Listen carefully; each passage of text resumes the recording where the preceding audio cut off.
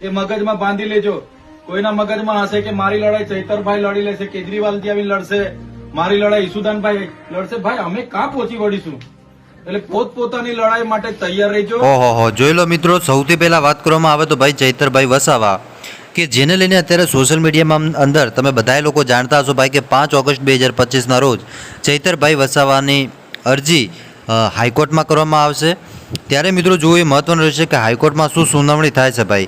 પણ અત્યારે સાહેબ વાત કરવામાં આવે તો શું ખરેખર મોદી સાહેબે પણ તાળીઓ પાડી નાખી? જે મિત્રો વાત કરવામાં આવે તો સોશિયલ મીડિયાની અંદર સાહેબ અત્યારે એક આ વિડીયો વાયરલ થઈ રહ્યો છે, જે વિડીયો હમણાં તમને હું બતાવવાનું છું, જેમાં ચૈતરભાઈ વસાવા બોલી રહ્યા છે ભાઈ કે મારી લડાઈ કોઈ સાથે નથી, મારી લડાઈ કોની સાથે છે એ એમને પોતે કીધું ભાઈ.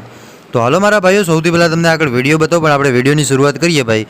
એની પહેલાં ખાસ કરીને વિડીયોને એક લાઇક કરી નાખજો, અને ચેનલ ઉપર આજે પહેલી વાર આવો છો તો ખાસ કરી અને દર્શક મિત્રો ચેનલને પણ અવશ્ય સબસ્ક્રાઈબ કરજો ભાઈ, જેથી કરીને આવનારા સમયમાં તમને આવા અનેકો વિડીયો મળતા રહેશે. તો સૌથી પહેલાં વાત કરવામાં આવે તો ચૈતરભાઈ વસાવા, કે જે અત્યારે વડોદરાની સેન્ટ્રલ જેલની અંદર છે ભાઈ.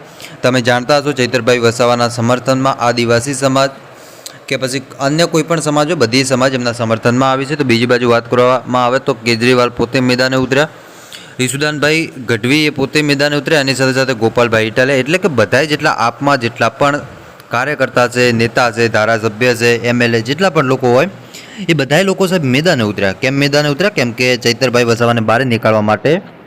હવે હું તમને મારા ભાઈ એક વાત કહું કે આ જે બહાર નીકાળશે ને એ 5 તારીખના દિવસે ખબર પડશે, 5 ઓગસ્ટના રોજ. એટલે હવે જે લગભગ 6 દિવસ રહ્યા છે ભાઈ, ત્યારે મિત્રો જો મહત્વનું રહેશે કે શું ખરેખર ચૈતરભાઈ વસાવા જેલમાંથી બહાર આવે છે કે કેમ. જો બહાર આવશે તો તમને ચોક્કસપણે વિડીયોના માધ્યમથી માહિતી આપતો રહીશ ભાઈ. તો તમને શું લાગે કોમેન્ટ કરીને જરૂર બતાવજો સાહેબ. બસ આજ માટે આપણે આટલું જ રાખીએ ભાઈ. મળીશું આપણે નવા વિડીયોમાં નવા ટોપિક સાથે. ત્યાં સુધી બધાને જય માતાજી, જય દ્વારકાધીશ. આગળ પણ આવવાનો સપોર્ટ કરતા રહેજો. ધન્યવાદ.